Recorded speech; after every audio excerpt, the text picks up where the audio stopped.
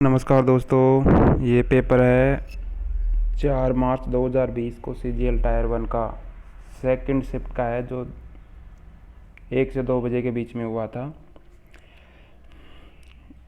आशा करता हूँ आपको पसंद आएगा इसका एक्सप्लेनेशन। ये पहला क्वेश्चन है, select the most appropriate antonym. Antonym का मतलब होता है अपोजिट, उल्टा। ऑब्सोलिट। ऑब्सोलिट का मतलब होता है अप्रचलित, जो उस समय यूज़ नहीं हो रहा हो। अप्रचलित, जो पुराना हो चुका हो। Ancient, outdated, outpatient, patient. अब इसका एंटोनिम्स पूछ रहा है तो इसका एंटोनिम्स रिजिड, कठोर। पुराने समय की बात करें, पुराने समय से उल्टा, जो फैशन में नहीं है। रिजिड, कठोर हो नहीं सकता। आउटडेटेड तो सिनोनिम्स हो गया। रिमोट, दूर, क्षेत्र। और रिसेंट, आधुनिक, जो वर्तमान में यूज हो रहा है वर्तमान में, तो ये रिसेंट एंटोनिम्स हो जाएगा। द बीज नीज। बीज नीज ये ईडियम है। इसका अर्थ होता है एक्स्ट्राऑर्डिनरी, आउटस्टैंडिंग। आउटस्टैंडिंग, कोई अच्छा व्यक्ति हो। आउटस्टैंडिंगली गुड पर्सन और हाईली एडमायर्ड पर्सन, यानी बहुत ही एक्स्ट्राऑर्डिनरी पर्सन हो, उसके लिए आएगा बीज नीज। तो ऑप्शन नंबर 4 सही हो जाएगा। 3 नंबर पर्सन है, one who loads and unloads ships. अब इनके लिए कोई शॉर्ट ट्रिक नहीं है कि आप वन वर्ड कैसे, वन वर्ड में आपको रटना ही पड़ेगा। अब इसका उत्तर स्टीवडोर, स्टीवडोर, STVDOR यही होता है। बस आपको रटना ही है, डायरेक्ट यही ध्यान जाना चाहिए कि वन हु लोड्स और अनलोड्स शिप्स, इसका हिंदी अर्थ होगा जहाज कुली या नौभरक। तो इसका ये स्टीव डोर होता है इंग्लिश में, STVDOR। ए रिवार्ड, ये फिल इन द ब्लैंक्स है। A reward is a reward is a recognition. ये रिकॉग्निशन है। इसका मतलब होता है the act of accepting that something in publicly, यानी सार्वजनिक रूप से अपनी प्रशंसा को स्वीकार करना। तो रिवार्ड के रूप में, रिवार्ड की पहचान के रूप में रिकॉग्निशन का प्रयोग होता है। Recognition, RECOGNITION। Select the correct spelled word. इनमें से पूछ रहा है जो सही स्पेलिंग है वो कौन सा है। पहला है इनकरेजमेंट, ENCOURAGEMENT सही है। दूसरा है कॉन्शियंसस, CONSCIENTIOUS गलत है। और ये कमोशन है, इसका सही होगा COMMOTION। कमोशन का मतलब होता है शोरगुल, हुल्ला। एम्बेरसमेंट, EMBARRASSMENT ये सही होगा। तो इनमें सही है इनक्रेजमेंट, पहला वाला सही है। अब ये पूछ रहा है one word, a sudden rush of large number of frighten people, इन डरे लोगों का अचानक से भागना। तो इसका हुआ स्केप। स्केप गोट का मतलब होता है बलि का बकरा, और स्टैम्पीड का मतलब होता है भगदड़। तो इसका वन वर्ड होगा भगदड़। अभी आ गया cloze test. Discipline is doing any work with rule and regulation. अनुशासन किसको कहते हैं? जो नियम और विनियम, नियम और शर्तों के साथ किया गया कार्य ही अनुशासन है। इट इज ये है। अभी ऑप्शन में क्या आएगा?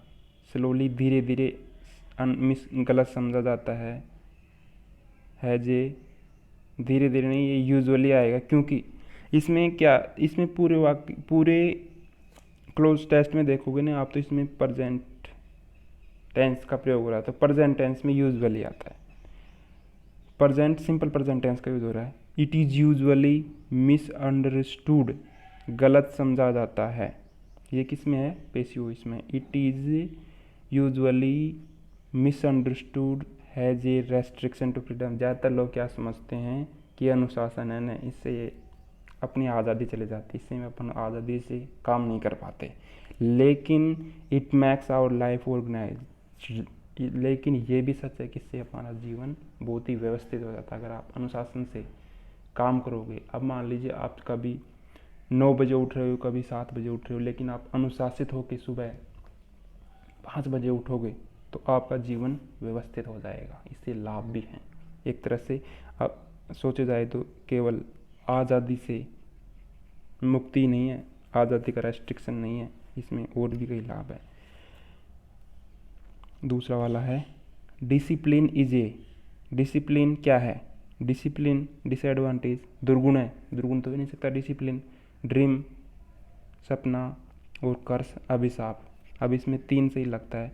Discipline is a virtue for students, student यानी छात्रों के लिए गुण है, गुण है, सही बात है। For students and people in different professions, तो अलग अलग व्यवसाय में हैं और छात्र हैं, उनके लिए डिसिप्लिन बहुत ही महत्वपूर्ण काम रखता है। छात्रों को डिसिप्लिन में रहना चाहिए, इसीलिए स्कूलों में भी डिसिप्लिन का पाठ जरूर पढ़ाया जाता है छात्रों को। ए डिसिप्लिन पर्सन ऑलवेज, एक अनुशासित व्यक्ति ऑलवेज, हमेशा। ये ऑलवेज का प्रयोग होता है ना, ये होता है हेल्पिंग वर्ब के बाद में और मैन वर्ब से पहले। अभी इसमें किसकी बात हो रही है? सिंपल प्रेजेंट टेंस की। सिंपल प्रेजेंट टेंस में कौन सी वर्ब आएगी? सक्सीड। अब इस सब्जेक्ट क्या है? ए डिसिप्लिन्ड पर्सन, सिंगुलर नाउन, क्योंकि ए लग गया तो सिंगुलर हो गया। सिंगुलर नाउन के साथ क्या आएगा? सक्सीड्स, एस लग जाएगा। A disciplined person always succeeds in, succeeds के बाद में इन आता है, succeeds in each and every field of life. तो अनुशासित व्यक्ति होता है जीवन के प्रत्येक क्षेत्र में सफल होता है। चौथा ये है 4 नंबर, डिसिप्लिन्ड पीपल। अब ये क्या हो गया? प्लूरल हो गया, क्योंकि पीपल है ना, प्लूरल नाउन में माना जाता है। तो एक अनुशासित व्यक्ति, इसमें क्या आएगा? मैक्स तो आ ही नहीं सकता, क्योंकि मैक्स तो सिंगुलर पर्सन के लिए आता है, लेकिन पीपल क्या है? प्लूरल नाउन है, तो इसमें मैक ही आएगा, क्योंकि सिंपल प्रेजेंट टेंस की बात हो। तो डिसिप्लिन्ड पीपल मैक ए डिसिप्लिन्ड सोसाइटी, एक अनुशासित समाज बनाता है, एंड पावरफुल नेशन, एक शक्तिशाली राष्ट्र बनता है। अगर सभी लोग अनुशासित रहेंगे, पूरे देश के लोग, तो देश एक बहुत ही शक्तिशाली बनेगा। तो जीवन में अनुशासन का बहुत महत्व है। किसी भी क्षेत्र में देख लो, कैसे भी मान लीजिए, सही स्कूल में पढ़ो, जब अनुशासन में होना चाहिए, अनुशासन का पाठ पढ़ाया जाता है। और आप सर्विस लगते हो तभी भी अनुशासन में रहना सिखाया जाता है आपको। अनुशासन का बहुत महत्व है। Discipline should not be upon किसके बाद में आता है? 5वां नंबर, ये 5वां नंबर है। डिसिप्लिन शुड नॉट बी, ये इम्पोज्ड है ना, इसके बाद ऑन या अपॉन आता है। इम्पोज्ड ऑन अपॉन, तो इम्पोज्ड ऑन, थोपा नहीं जाना चाहिए लोगों पर थोपा नहीं जाना चाहिए, सभी पर मान नहीं पड़ेगा। Rather it should come from in, उनके अंदर से, खुद के अंदर से होनी चाहिए। अगर खुद के अंदर से अनुशासन की भावना हो तो वो अलग बात है, अगर थोपे तो वो अलग बात है। तो खुद के अंदर से याद आए तो वो सबसे अच्छी बात है। तो इनमें से किसके बाद में ऑन या पोन आएगा? इम्पोज्ड ऑन, तो ये इम्पोज्ड आएगा इसमें, ये हो गया। इसमें पूछ रहा है error, those who follow a healthy routine, जो लोग स्वस्थ यानी अच्छा दिनचर्या का पालन करते हैं, इज लाइकली एंजॉइंग। लाइकली के बाद में है ना आईएनजी नहीं आता है, इसके बाद में आता है टू प्लस वर्ब की फर्स्ट फॉर्म। तो एंजॉइंग की जगह टू एंजॉय आएगा। तो those who follow a healthy routine is likely to enjoy good health. Likely यहाँ गलत है, इज लाइकली एंजॉइंग की जगह लाइकली के बाद में आईएनजी फॉर्म नहीं आती है, टू प्लस वर्ब की फर्स्ट फॉर्म आती है। अब 13वां सवाल है, select the correct passive form of given sentence. Passive अच्छा, his elder sister taught him, simple past, इसका हो जाएगा वाज वर प्लस वर्ब की थर्ड फॉर्म। कौन से वाक्य में वाज वर प्लस वर्ब की थर्ड फॉर्म में केवल 3 में है, दूसरे को देखने की ज़रूरत नहीं है। He was taught English by his elder sister. Derogatory का मतलब होता है इंसल्टिंग, निंदाकारी। डेरोगेटरी माने कोई स्पीच हो जिसमें दूसरों की बुराई हो रही है तो वो होता है डेरोगेटरी स्पीच। इसका अपोजिट होता है कॉम्प्लीमेंट्री, COMPLIMENTARY, अपोजिट पूछ रहा है ये। कॉम्प्लीमेंट्री होता है एडमायरेबल, प्रशंसनीय, सराहनीय, बधाई के योग्य। तो सिनोनिम्स हो गया कॉम्प्लीमेंट्री। अब डेरोगेटरी, इंसल्टिंग, डिप्रिसिएटिंग, ये तो सिनोनिम्स हो गए, लेकिन वो एंटोनिम्स पूछते तो डेरोगेटरी का एंटोनिम्स हो गया complementary. To throw a fit, ये ईडियम है, इसका मतलब होता है आग बबूला होना। टू एक्सप्रेस एक ग्रेट एंगर, बहुत ही ज़्यादा गुस्सा दिखाना। तो कौन सा आएगा? Express extreme anger. डायरेक्ट अपने को उसी में जाना चाहिए जो इसका अर्थ होगा, बाकी में ध्यान नहीं देना चाहिए। The government should take stringent steps against terrorists and foil their designs. Government को, सरकार को आतंकवादियों के खिलाफ बहुत ही कठोर कदम उठाने चाहिए। अब आतंकवादियों के खिलाफ अच्छे कदम तो उठा नहीं सकते, कोई नेगेटिव कदम उठाएंगे। अब पहला क्या है? कंडूसिव, लाभकारी कदम उठाना चाहिए, हो ही नहीं सकता। बेनिवोलेंट, ये भी लाभदायक होता है। एग्जेम्पलरी, ऐसा कदम उठाना चाहिए। तो इसमें मैलिसियस होगा, द्वेषपूर्ण कदम उठाना चाहिए। जो गलत कर रहे हैं तो उसके साथ गलती कदम उठाना चाहिए, तो इसके लिए मैलिसियस आएगा। 17वां नंबर है एक्नॉलेजमेंट का मतलब होता है स्वीकारोक्ति। तो इनमें से कौन सा स्वीकार से संबंधित है? कन्फर्मेशन आएगा। अब इसमें एक्नॉलेज होता तो इसमें कन्फर्म हो जाता। इसमें एक्नॉलेजमेंट है, नाउन है, तो इसका भी नाउन होगा, कन्फर्म का नाउन कन्फर्मेशन। इसमें एरर इम्प्रूवमेंट पूछ रहा है। The mathematical calculation of this person is easier than से पहले कौन सी डिग्री आती है? कंपेरेटिव, तो ईजियर आएगा, easier than the previous one. Easier, EASIER, ये यहाँ गलती है, ईजियर देन, और ईजियर देन के बाद में फिर द आएगा, द प्रीवियस वन।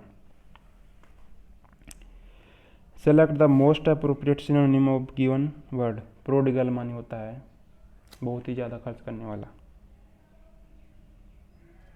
अपव्ययी, तो इसका सिनोनिम्स हुआ एक्स्ट्रावेगेंट, बहुत ही ज़्यादा खर्च करने वाला, extravagant. Select the correctly spelled word, जो सही है, वेटेरिनरी, VETRINARY सही है, इसका मतलब होता है पशु चिकित्सा। वेटेरिनेरियन, VATRINARIAN, वेटेरिनेरियन का मतलब हो जाएगा पशु चिकित्सक।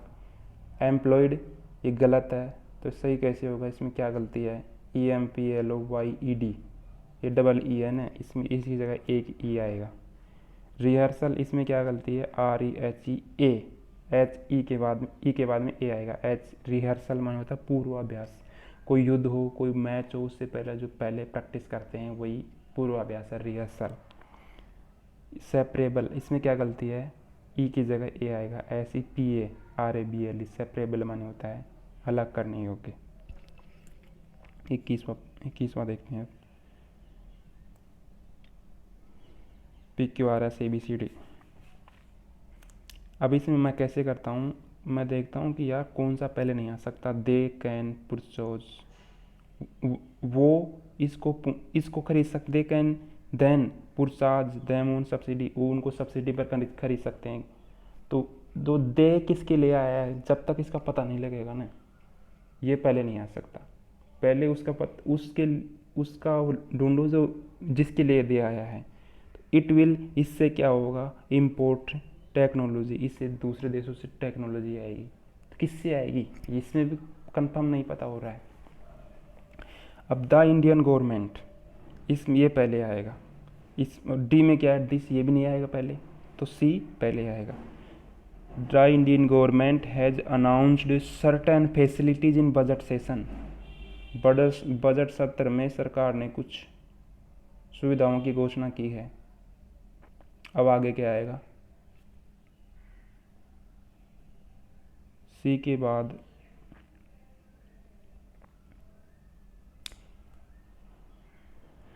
बाद ऑप्शन में क्या क्या है? सी के बाद एक तो ए आएगा। अब द गवर्नमेंट, इसमें दे तो कोई आया नहीं है, दे किसके लिए आ सकता है? तो ए तो आएगा नहीं, तो इसमें आएगा बी, इट विल। इट किसके लिए आया है? ये फैसिलिटीज़ के लिए इट विल इम्पोर्ट है।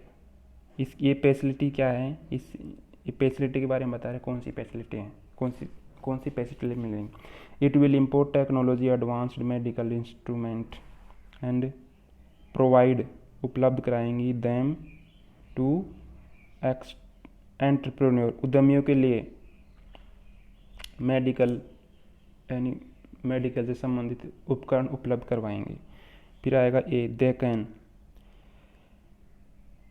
दे कैन, ये एंटरप्रेन्योर के लिए आया है, उद्यमियों के लिए, क्योंकि ये प्लूरल में है।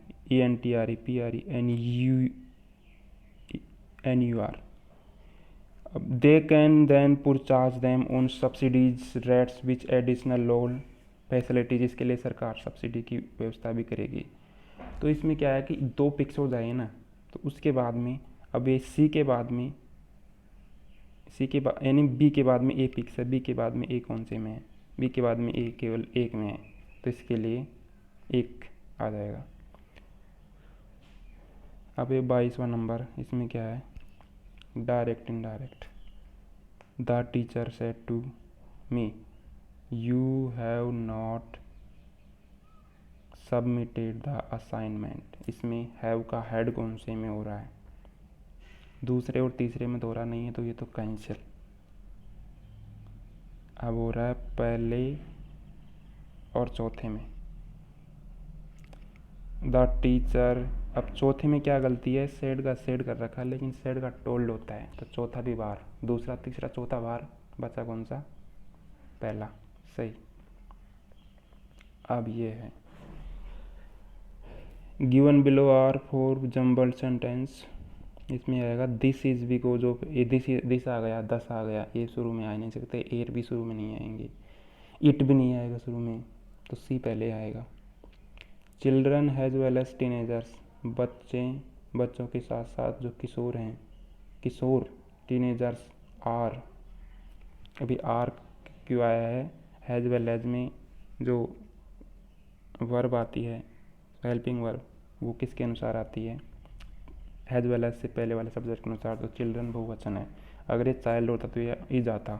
तो children has well as teenagers are tempted towards junk food, जो बच्चे और किशोर हैं ना, वो ज़्यादातर किसकी तरफ आकर्षित होते हैं? जंक फूड की तरफ। अब सी के बाद में ऑप्शन के अनुसार या तो ए आएगा या डी। इट हैज़ नो और नेग्लिजिबल न्यूट्रिशनल वैल्यूज़, इट किसके लिए आया है? जंक फूड के लिए। तो इट यह हैज़ यानी जंक फूड में या तो बिल्कुल नहीं होता या न के बराबर, या तो नहीं होता या न के बराबर पोषक तत्व होते हैं, ये केवल स्वाद ही है इसमें। Negligible nutrition value and high content of sugar, और क्या होता है इसके विपरीत क्या होता है? शुगर होती है बहुत ज़्यादा और साल्ट होता है। डी आ गया। और डी के बाद में क्या आएगा? ये 10 आता है ना, 10 100, ये ज़्यादातर लास्ट में आता है, इसलिए it leads to poor health, ये लास्ट में आएगा। तो पहले दिस इज़, ये कौन से में? अब ए आएगा। दिस इज़ बिकॉज ऑफ, इसमें क्या होता है? इससे यानी बच्चे क्यों आकर्षित होते हैं इसकी तरफ? क्योंकि this is because of its aroma, इसमें सुगंध आती है, स्वाद है, और वेराइटी इन मार्केट, और अलग अलग तरह के जंक फूड उपलब्ध हैं, इसलिए बच्चे आकर्षित होते हैं। स्वाद मेन चीज़ है, स्वाद। तो लास्ट में आ जाएगा 10। सो 10 इट लीड्स, इससे क्या होता है कि पुअर हेल्थ, बच्चों की कमज़ोर स्वास्थ्य हो जाता है, एंड मेंटल डिसऑर्डर्स, और शारीरिक मानसिक व्याधियाँ भी होती हैं। कभी मानसिक व्याधियाँ, बच्चे दिमाग से कमज़ोर हो जाते हैं, पढ़ने लिखने में भी दिक्कत आती है। तो मेंटल डिसऑर्डर्स अमंग चिल्ड्रन, कई तरह की परेशानियाँ पाई जाती हैं। अब 24वां नंबर है, ये है टू कैश ऑफ ऑन। इसकी जगह क्या आएगा? कैश ऑफ ऑन ये कोई ईडीएम नहीं है, सही ईडीएम होता है to cash in on. To cash in on उसका मतलब होता है किसी अवसर का लाभ उठाना, टेक एडवांटेज ऑफ। तो no effort has been made, कोई प्रयास नहीं किया गया है किसके?